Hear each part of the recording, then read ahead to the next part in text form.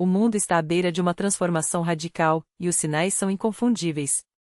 Enquanto nações poderosas rearmam-se em ritmo acelerado, conflitos se intensificam e alianças globais são reconfiguradas sob a sombra de uma guerra que já não conhece fronteiras. A Grã-Bretanha, tradicional bastião da diplomacia, rompe com décadas de cautela e assume uma postura sem precedentes, declara abertamente que a Rússia representa uma ameaça iminente e sem paralelos à sua segurança nacional. Não são mais meias palavras ou advertências veladas, é um alerta vermelho acionado em pleno século XXI. O jornal The Guardian revela o que muitos temiam: Londres não apenas reconhece o perigo, como age com urgência. Um relatório estratégico de 130 páginas, elaborado por assessores diretos do primeiro-ministro, traça um cenário alarmante. Drones autônomos, inteligência artificial e armas cibernéticas estão redefinindo a natureza da guerra mais rápido do que em qualquer outro momento da história. A resposta britânica? Um plano audacioso: expansão das forças armadas, criação de batalhões voluntários, investimentos bilionários em guerra digital e a meta ambiciosa de elevar os gastos com defesa a 3,5% do PIB. O recado é claro: quem não se preparar hoje, amanhã poderá não ter amanhã. Mas as medidas não param por aí. Em um movimento que pode abalar os alicerces da geopolítica, autoridades britânicas sugerem, sem rodeios, que a Ucrânia desenvolva seu próprio arsenal nuclear. A declaração do coronel Richard Kemp, veterano do exército britânico, durante o Fórum de Segurança do Mar Negro, em Odessa, é contundente: não há como conter uma potência nuclear sem capacidade de dissuasão equivalente. Armas estratégicas não impedem o uso de táticas, essa equação simplesmente não fecha. Enquanto isso, The Telegraph expõe uma realidade incômoda: com a possibilidade real de Washington reduzir seu apoio militar a Kiev, Londres e Paris já estudam alternativas para manter a Ucrânia de pé. Não se trata mais de enviar tropas, mas de garantir que o país resista por seus próprios meios. Enquanto a Europa se mobiliza, o epicentro da tensão global deslocou-se para a Ásia. O Diálogo de Shangri-La, em Singapura, deixou de ser um fórum diplomático para virar o palco de um confronto silencioso, porém explosivo. A França propõe uma nova aliança euroasiática, a Austrália soa alarme sobre ameaças nucleares, e a China, em um gesto calculado, simplesmente boicota o evento. A mensagem de Pequim é tão eloquente quanto sua ausência. Do outro lado do Pacífico, os Estados Unidos não escondem sua preocupação.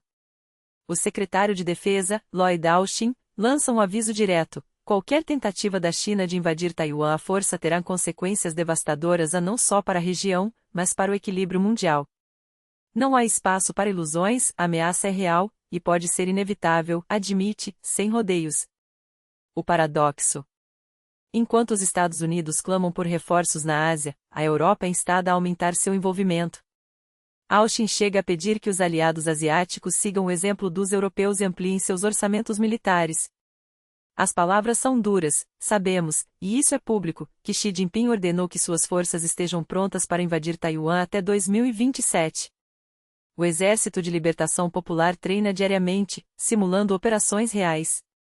A alta representante da UE para a política externa, Kaja Kallas, responde na mesma moeda: se a China lhe preocupa, então a Rússia, e a resposta global às suas ações, deveria preocupar ainda mais. O tabuleiro geopolítico está sendo rearranjado, e cada peça movida hoje definirá o destino de milhões amanhã. Mas enquanto potências discutem estratégias, a guerra na Ucrânia entra em um capítulo decisivo. Das estepes de Sumi às planícies de Zaporizhia, o avanço russo ganha força, com tropas ocupando 18 cidades em uma semana e expandindo seu controle sobre 200 km². O general Alexander Syrski, comandante das Forças Armadas Ucranianas, confirma: a ofensiva é massiva, com artilharia pesada, drones e ondas de infantaria. A tática? Esmagar pela quantidade, sem poupar vidas.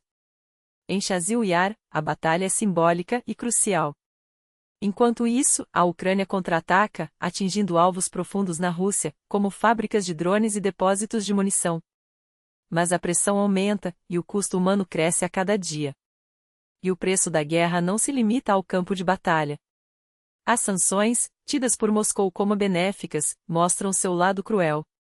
A Rosneft, gigante petrolífera comandada por Igor Sechin, aliado de longa data de Putin, registra um colapso de quase 60% em seus lucros, de 399 bilhões de rublos no ano passado para míseros 170 bilhões agora.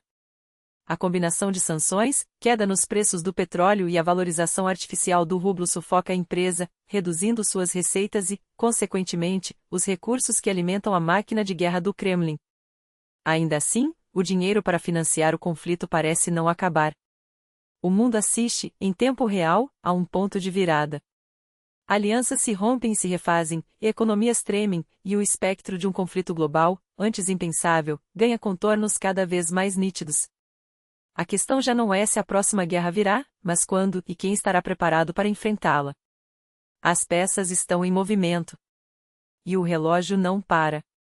A ofensiva russa avança a um custo sangrento não apenas em vidas, mas em recursos, moral e tempo. E esse pode ser o último suspiro de Moscou para virar o jogo neste verão, não só nas trincheiras da Ucrânia, mas na mente dos aliados ocidentais. Enquanto o mundo debate sanções e estratégias, o Kremlin joga sua partida final.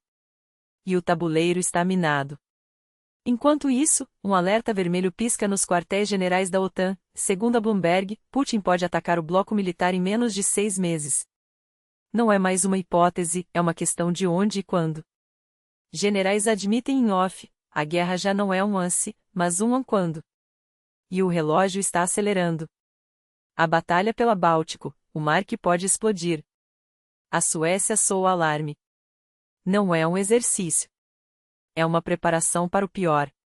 A partir de 1º de julho, Estocolmo impõe regras draconianas para inspecionar navios estrangeiros em suas águas territoriais, especialmente os fantasmas Andu Shadow Fleet russo, que transportam petróleo sanitizado em rotas clandestinas. Cada embarcação será vasculhada, seguros, proprietários ocultos, riscos à infraestrutura submarina. As autoridades não têm dúvidas, esses navios não são apenas uma violação de sanções. São bombas relógio flutuantes, ameaçando cabos, gasodutos e o ecossistema do Báltico. Mas a Suécia não para por aí.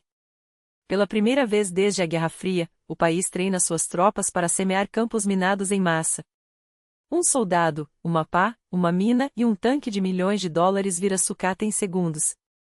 É uma arma que nunca dorme, declara o comandante do batalhão Oscar Elard.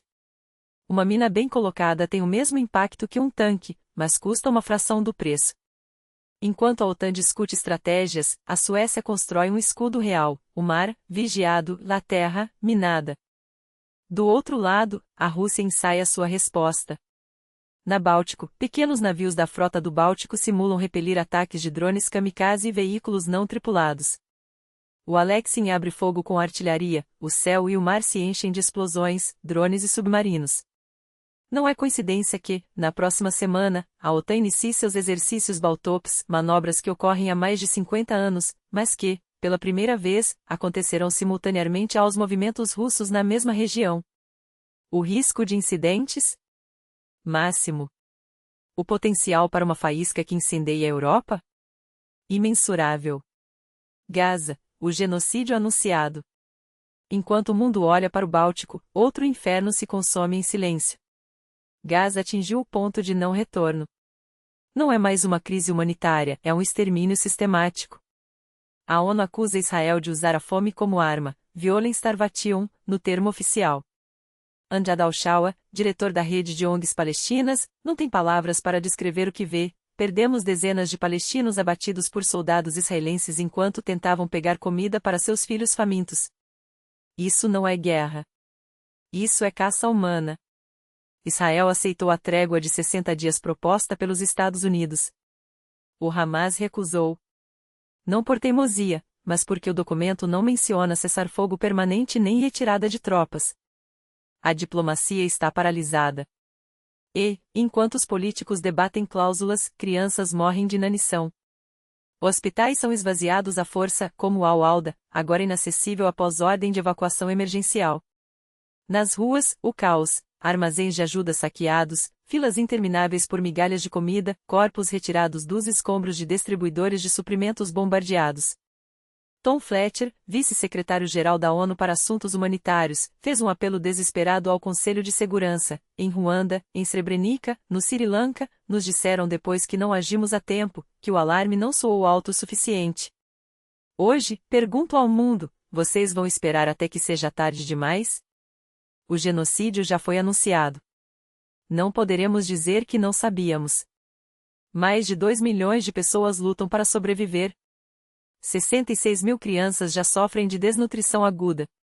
A ONU registra um padrão sinistro: os novos pontos de distribuição de ajuda estão sendo usados para forçar deslocamentos em massa, uma tática que viola o direito internacional. Gaza sangra há mais de 600 dias. Mais de 50 mil mortos. Se nada for feito, este território se tornará o túmulo definitivo da humanidade no século XXI. Polônia, o dia que definirá uma nação. Enquanto o mundo arde, a Polônia decide seu destino. Hoje, segundo turno das eleições presidenciais. 30 milhões de cédulas já distribuídas. 31 mil sessões eleitorais mobilizadas. O maior esforço logístico da democracia polonesa em anos. O país está em silêncio obrigatório, nenhuma menção aos candidatos, nenhuma pesquisa, nem mesmo um comentário casual, multa de até 1 milhão de zlotys para quem quebrar a regra. Tudo se resume às urnas. A diferença é mínima. O resultado, imprevisível. A vitória será decidida pelos indecisos e pela diáspora, 700 mil poloneses votando do exterior. A Polônia está na encruzilhada. E o veredicto sai hoje.